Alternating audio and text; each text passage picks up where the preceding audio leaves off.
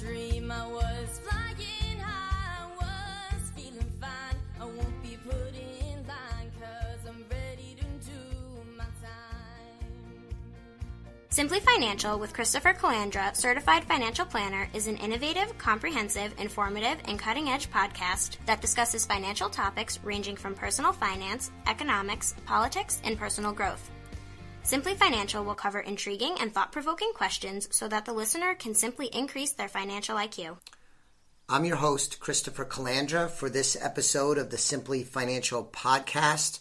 We are in season number 2, and this is episode number 43. On today's episode, I wanted to cover a topic that has been coming up an awful lot as we meet with our clients and our estate planning attorney partners. And that topic is charitable contributions from IRAs. So lots of people are not aware of this, but there are many benefits and good strategies around your ability to make charitable contributions from your IRAs. So let's talk a little bit about how they work. You must be 70 and a half years old to do this. You need to have IRAs. Duh, that's common sense. When you make the charitable contribution from your IRA, the money needs to go directly to the charity. You can do up to $100,000 per year, and that's irregardless of the size of the IRA, just a flat dollar amount, maximum of $100,000. And this has been around for a while. I think it's underutilized. And I'll note that it became permanent in tax law back in 2015. So let's talk about a couple of the benefits quickly. First off, it counts towards your required minimum distribution, or RMD. Many of you probably know that if you have IRAs, I'm talking about traditional IRAs now, not Roth IRAs. If you have traditional IRAs or 401ks for that matter, when you get to the age of 70 and a half, you are required to take a minimum distribution from your IRA. The purpose of this is so that the IRS can tax the money. Essentially, all your working years and possibly into your retirement years, the IRS may not have been able to tax any of the money. So the rule is when you get to 70 and a half, you have to take out a percentage of your IRA or 401k monies. In the first year, you have to take out around 3.5% of your total IRAs. The beauty of this charitable contribution feature, this qualified charitable distribution, is that it counts towards your required minimum distribution. So if you're 70 and a half years old, and let's say the IRS formula says that you have to take out $100,000 as a minimum that you would normally pay taxes on, if you wanted to, instead of taking that money, receiving it, and paying taxes on it, you could have that go to one or more charities of your choice and not have it be taxable, and have it count towards your required minimum distribution, your RMD. It is great because when you take money out in this way and you give it to charity directly, you have no tax liability.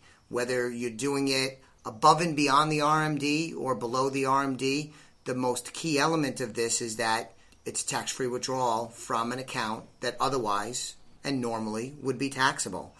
And of course, one of the key benefits of this is that an individual can help a charity or charities of their choice, and Americans, by and large, are a very, very generous people, and oftentimes it's a priority for U.S. citizens at any age, but especially as they get older, to want to give money to charity. So next, I wanted to talk a little bit about some planning opportunities for this. So first off, I think it's important to note that a lot of people don't like to take RMDs. They just don't like the whole mechanism where the IRS says you have to take so much out. They don't want the tax revenue. They may not want the income. It interferes with other planning and intentions they have. So people just don't like it in general. And being able to do this qualified charitable distribution is an effective workaround for people that don't like RMDs just on face value.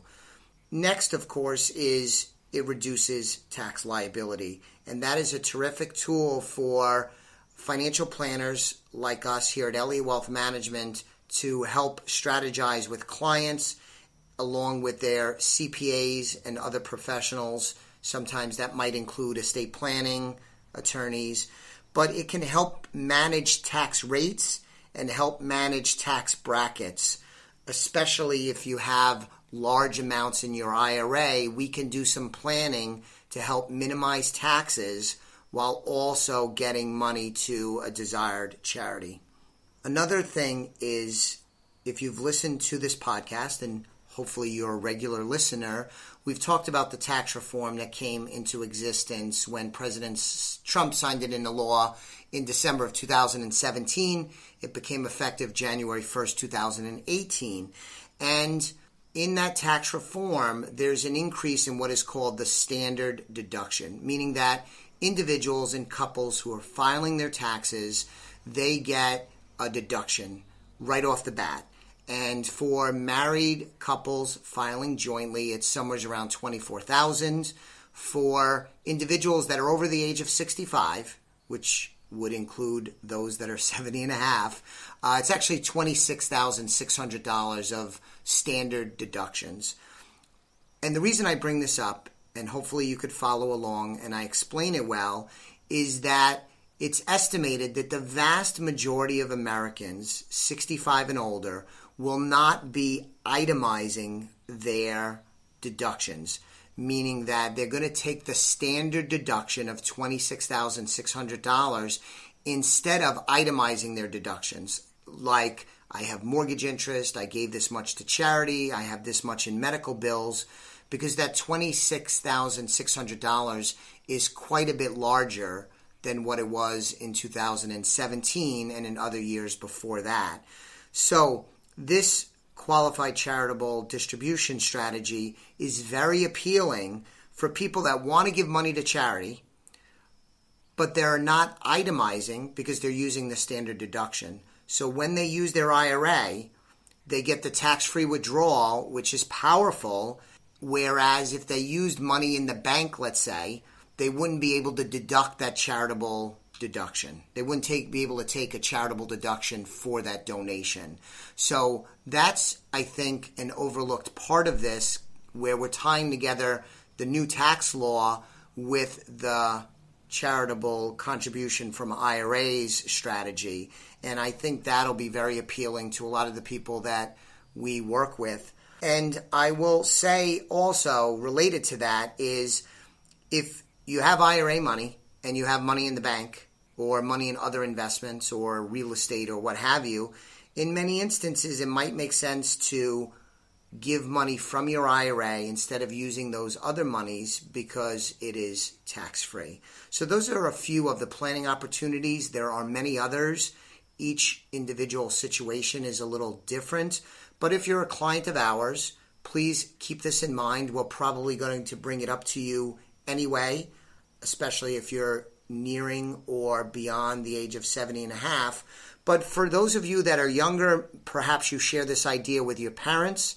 If you're involved in a charity where you donate your time or perhaps are a member of the board, this might be something that you can use to raise money by making this strategy available to the people that support the charity or might support the charity. We would love to come in and work with you and work with the charity to promote this idea so that people know about it and might be willing to help out the charity while also improving their own financial situation. So that is the very, very exciting topic of charitable contributions from IRAs, also known as qualified charitable distributions.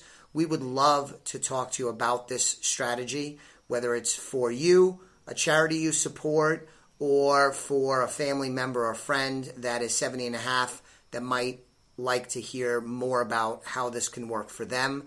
If you're interested in talking to us about that, please go to the website www.elliott elliott-wealth-management.com. You can sign up for a free initial consultation, or I think the regulators want me to say complimentary initial consultation.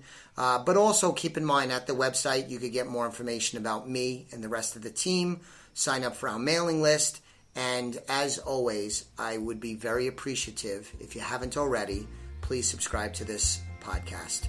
Thanks much. I'll be back with you on another episode very soon. Thank you.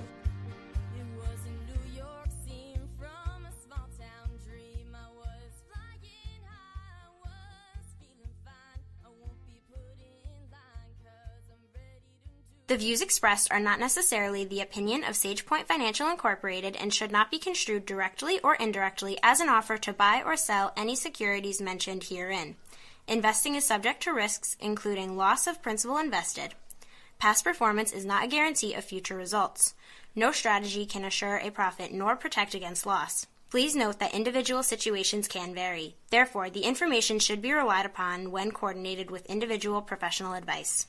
Please note, the information being provided is strictly as a courtesy. When you link to any of the websites provided here, you are leaving this website.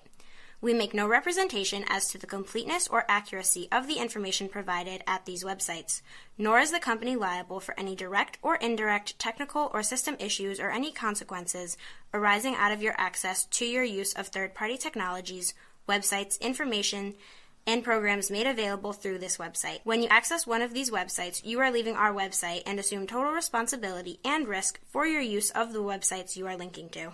Securities and advisory services are offered through SagePoint Financial Incorporated, member FINRA SIPC. Insurance services offered through Elliott Wealth Management, LLC, not affiliated with SagePoint Financial. Simply Financial is part of the Exvadio Podcast Network. You can find Exvadio podcasts at exvadio.com/podcast, the Apple Podcasts app, iTunes Store, iHeartRadio app, Spotify, Stitcher, and wherever you find podcasts. So join us and stay informed and entertained.